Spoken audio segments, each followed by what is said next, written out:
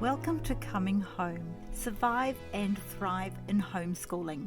This episode is based around a question that I received this week.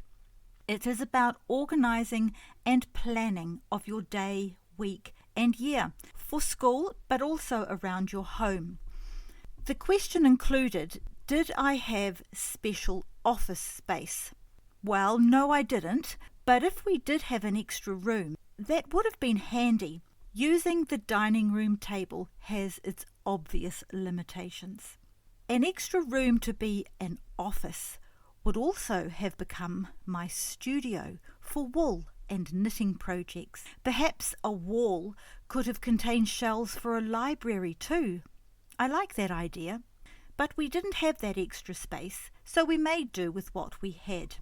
Now, moving quickly to the particulars of organisation. What you need is a macro overview and then the nitty-gritty of how to fill it. Get a planner book for a year. Rather than a wall planner, I suggest a planning book made for the purpose. It's more than just a diary. There are all kinds of sections in there, and I imagine there would be plenty to choose from. Even though it's not the beginning of your school year, no matter, start one anyway. Put in school holidays, birthdays, and any travel you already know about that is coming up. Now get the public holidays, faith observances, and cultural festivals entered. Use colour coding if you find it helpful, or perhaps stickers for birthdays and other special days. Are you planning on going to Messiah in December?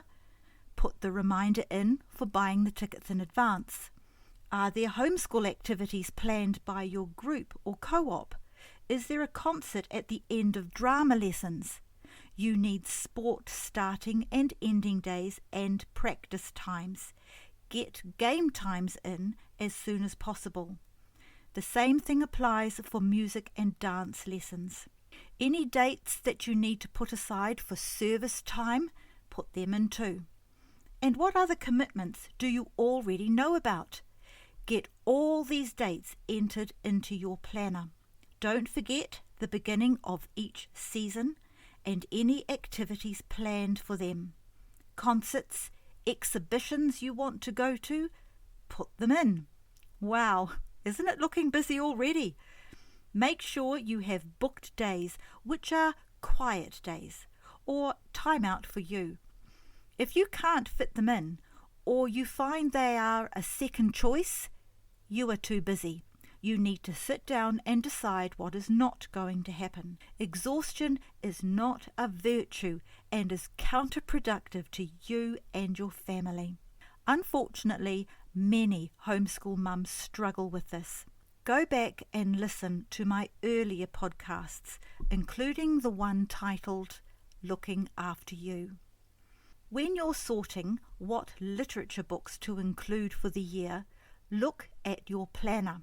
For instance, if you are going to Messiah, find a good book about George Frederick Handel and maybe an historic novel set in the era, or learning about the different instruments in use and the art style of the time.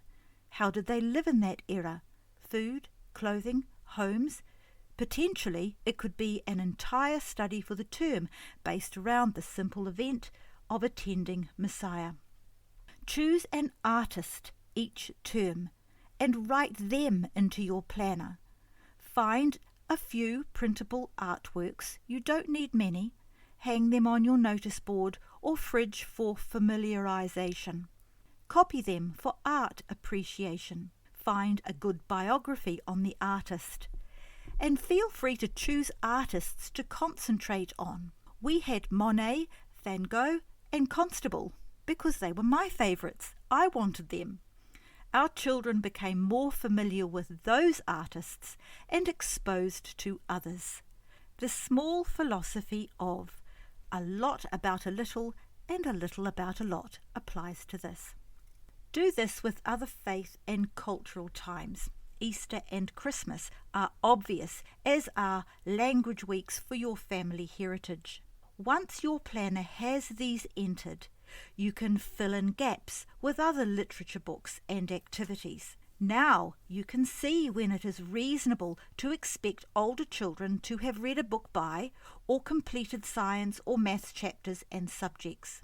Depending on your timetable entries, some weeks will be low on bookwork, but no matter, you'll be able to plan for weeks when you need to spend more time at home. Also in the planner goes times for your husband and you, and time with each child.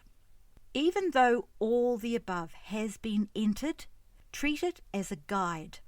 When life throws the unexpected at you, exercise the flexibility, which is the privilege of homeschooling, and make changes that work for you.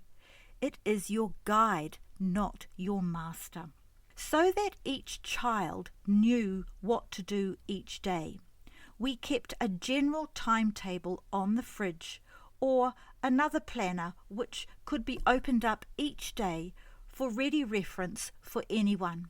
It has the general timetable, maths, reading, writing, read aloud, time with the toddler, chores time. For example, 8:30 is chore time, 9 a.m. maths.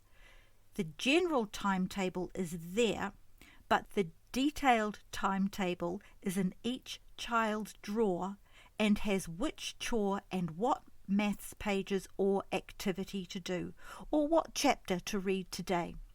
We had a set of plastic drawers which contained their timetable, current books to read and expected to be read that term, maths, stationery, art, music, their book log, anything they would need for their work. Everything was in one place so nothing gets lost and there are no distractions in looking for it. This puts your mind at ease as all your planning is actioned and in the drawers. One of the drawers was mine and the children had their own drawers. My diary, planner, my books, ideas, read aloud book in my drawer. And this was done for the start of the term. Another set of trays were kept in a cupboard in our dining area, which was where they sat to do their work if they chose to. It was loaded with puzzles, games, activities which qualified as educational. All the art items were there too. Sort through this during the term holidays to reset for next term. Hint: try to get all the planning and sorting done as soon as it's possible when the term is finished and not the weekend before you start. This way you can relax and enjoy your break. And don't you just know how I know that that's good advice? We also had a general stationery tray for extra pencils, pens, stapler, vivid pens, hole punch, sellotape, scissors, anything that we might need. Personalised activities such as a child's colouring book, pencils and felts would go into her drawer, not the general trays. If you have a special activity for when you need her to work on something whilst you're doing something else, keep that in there too. Or a separate container for different ideas that you need to remain as a novelty. I suggest these items are not for her general use, but only when you need them to come out.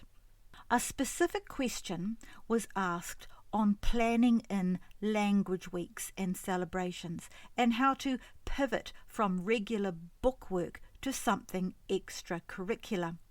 I found that an interesting question because it suggests that there is a perception that some education is more important than others, and to stop for, let's say, language week may mean the child gets behind in other subjects. My take on this is they're just as much a part of the curriculum as the 3 R's. You're not stopping school to do something else. If it's helpful, use the event as your written work, narration, or art, but not busy work for the sake of it. In other words, you could attend an art show, concert, or similar, and it is sufficient in itself. Have them tell you about it on the way home, or their father or grandparents. Be sure to give them freedom to relate as they remember and not answering leading questions. If you're new to homeschooling or the Charlotte Mason approach, you and the children will become accustomed to this as a normal and valid part of your education. You don't need to have them write something every time, but there are times when it is an excellent and appropriate assignment, and please don't try to catch up on lost maths time. That's why you have a planner to fit all the activities in. Keep a record of what you do in the planner. Their individual plan gets written in there. Everything is in one place. Books, yours and theirs, music, art in the home. Any ideas to think about can have their own section. And where you go outside the home, when you need to know what's coming up, what you've done, or what you need to show the ERO or any other formal authority, you've got it. Book logs are super helpful for this purpose. Each child had their own book log. It was just a plain exercise book, and right from a very early age, the books they read, the author, the month that they started it in or finished was entered in there, and each of them had a lot of pleasure over the years in being able to look back and see what books they had read and when.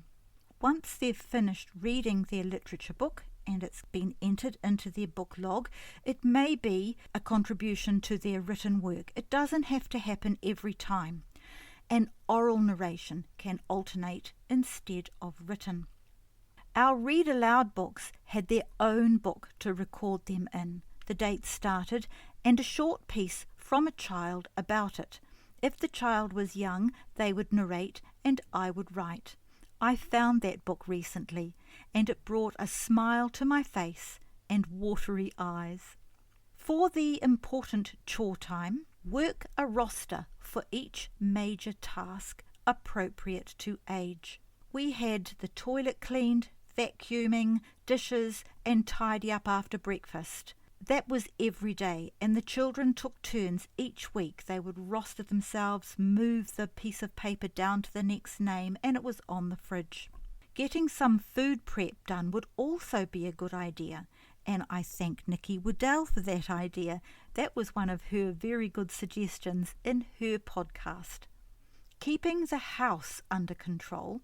Moving on from schoolwork here. Once again, I offer the suggestion of the Fly Lady. How she works and why it's such a fantastic idea. I'm going to explain it in a little more detail, rather than just try and convince you to go straight to her website. Everything that can possibly be cleaned in your house, garage and property is in her website for you. You just personalize it for your family. It removes the need to think and decide what needs to be done next. There are daily jobs and weekly jobs of zone work. All the weeks of the month have their own area of the house. When it is week 2, for instance, there is a list to work from. For 15 minutes a day in that area, you can keep your house under control. And if you don't get it done this month, never mind, week 2 will be along next month. After our children did the normal daily jobs, which they rattle through really quickly, there would be a quick piece of zone work to do. And because there were 4 of them at an age where they could share a job, fitting in 15 minutes divided between 4 children meant that something in that zone work got done really well. It also means that you don't necessarily have to do spring cleaning every year because it's all divided out over the year for that zone work. She helps you plan menus, shopping, special events, gift lists, holidays. I had packing lists on small cards for years thanks to her. I would give each child their card. They would get out what was on it. I would check it over if they were young, and it was packed. Job done. You name it. If it's necessary to run your house, it's in the Fly Lady system. She put this lifestyle together as a result of her own life getting out of control. I still use her wallet and office in a bag. What can I say? But please check her out, flylady.net. You'll also find out how she got the name Fly Lady. There will be things that I have forgotten to mention today, or perhaps you have questions about what I have talked about. If so, please get in touch and I'll address these in another podcast. And if you have found today helpful to you, please share it around your homeschooling friends. Get them to subscribe to my YouTube channel and they will get helpful podcasts like this showing up for them each week, just like you do. I find it a pleasure to serve you in this way. Please see my website, cominghomeinfo.com. There are a growing list of resources there and a place where you can book time with me if you need a personal consultation. That's it for this week. I will be in touch with you again next week. Bye-bye.